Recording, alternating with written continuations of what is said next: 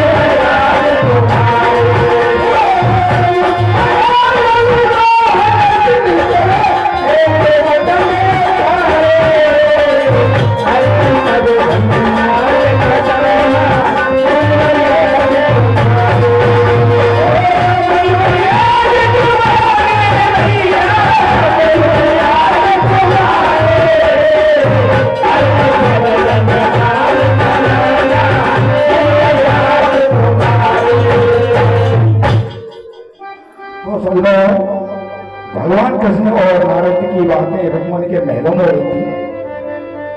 तो नारद जी से जब कहते हैं भगवान एक स्त्री चाहिए, भगवान की तुम एक स्त्री की बात करते हो, कितनी स्त्री ले जाइए? भगवान की कितनी स्त्री ले जाए? मुझे तो एक ही स्त्री की जरूरत है। तो भगवान की सौंदर्य से मुझे नारद जी दीजिए।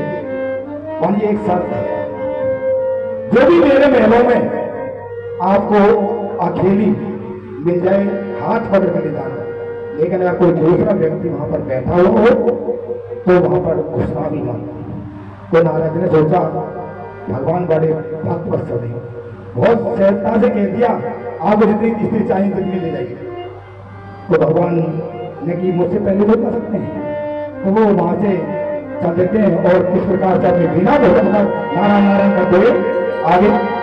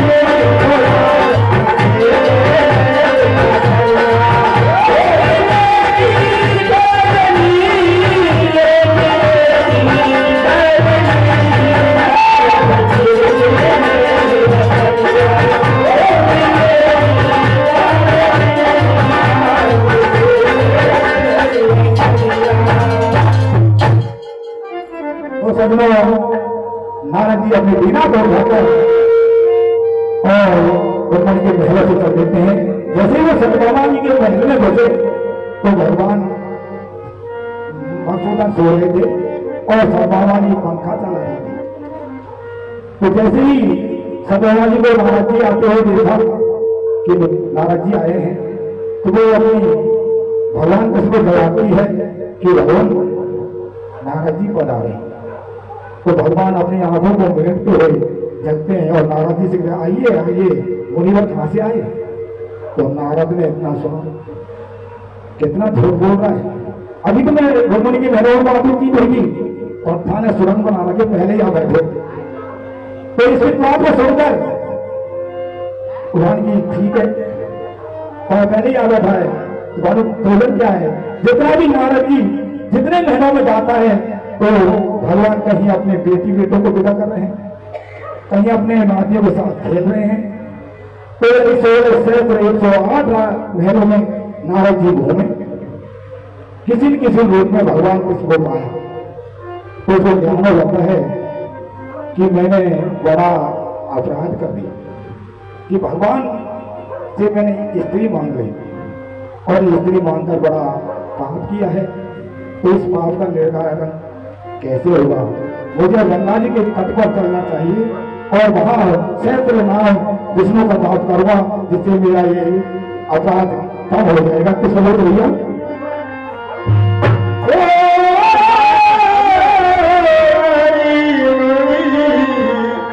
पार ब्रह्म से मैंने जो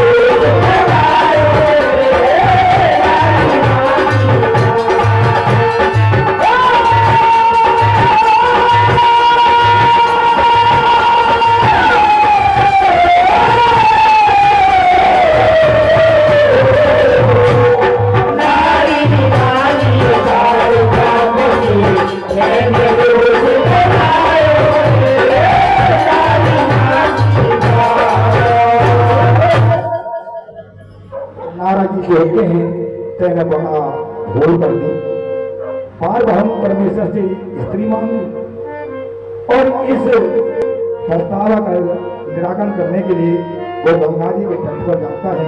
और गंगा जी के तट पर जाने पर क्या होता भैया? जल में नारद जी डुबकी लगाई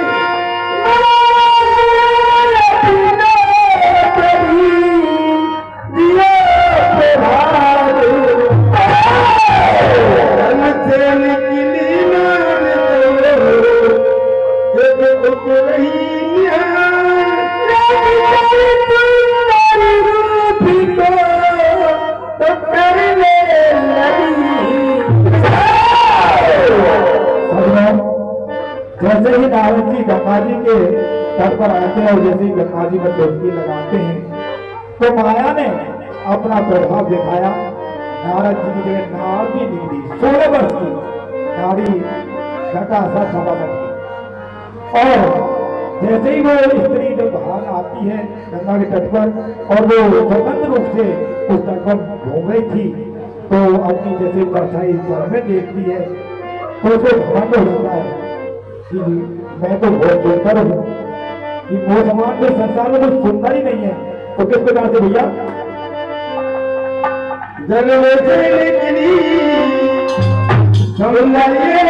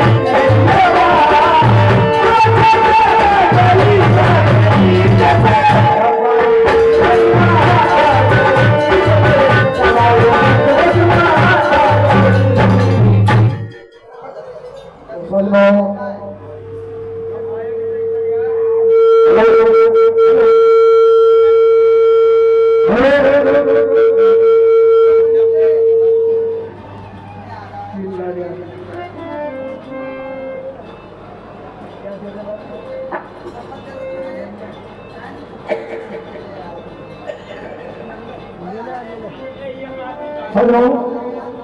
जो नारदी की जगह नारदी निकली नारदी की जगह वो अपने सुंदरता को देखकर घमंड हो जाती है और कहने लगती है कि मैं तो इंद्र की अप्सरा ब्रह्मा के जैसे समान हूँ। तो उस सुंदरता को देखकर और देवियों से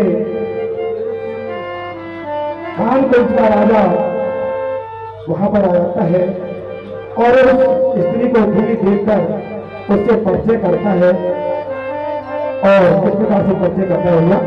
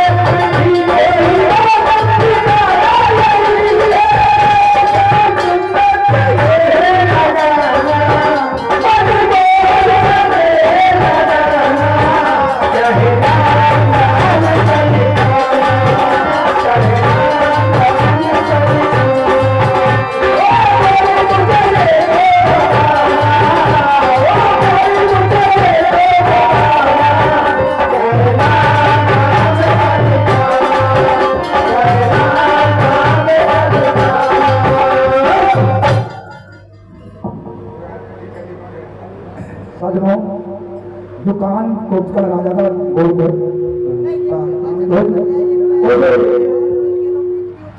स्त्री से परिचय करता है और कहता है आप यहाँ कैसे आई हो। तो वो स्त्री कहती है अरे परदेसी क्या बोलता, मुझे तो मेरे माँ बाप का भी पता नहीं है, मैं कहाँ से आई हूँ, आसमान से देवी और धरती पर देवी।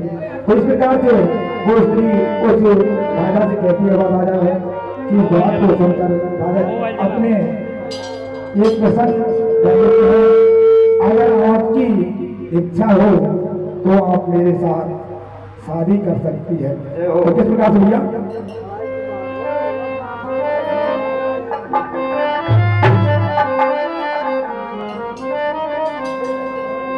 दिल की सोना उनका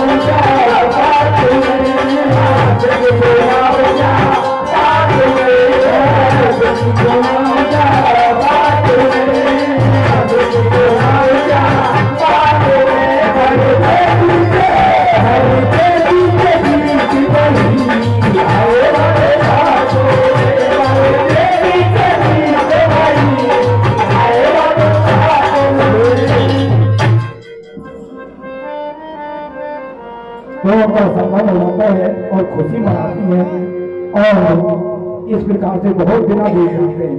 तो एक दिन रानी जो महारती थी वो अपने पति से कहती है कि तुम कौन थे, मैं कौन थी, ये विधाता के क्या खेल है। किस प्रकार से भैया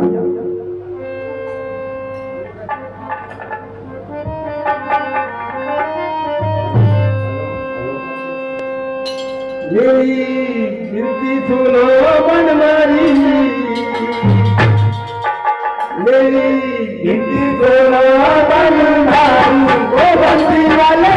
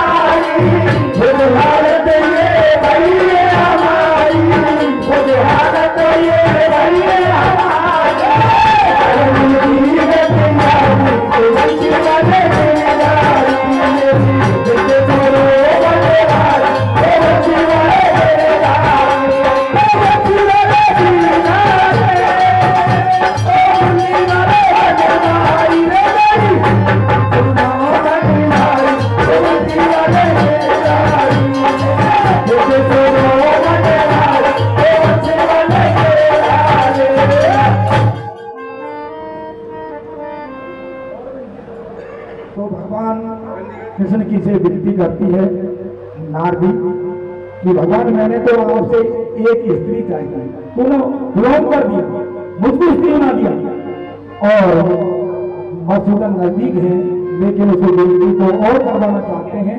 किस प्रकार से भैया? सुन के कन्हैया सुन के